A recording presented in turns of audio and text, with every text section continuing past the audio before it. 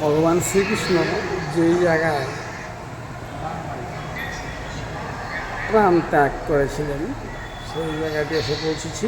এটি হচ্ছে গুজরাটের ভেরাবল শহর। ভেরাবল শহরে বর্তমানে স্থানটি মন্দির হিসেবে বিখ্যাত হয়েছে। এই দেখুন ভগবান শ্রীকৃষ্ণ যার পায়ে তীর মেরেছিল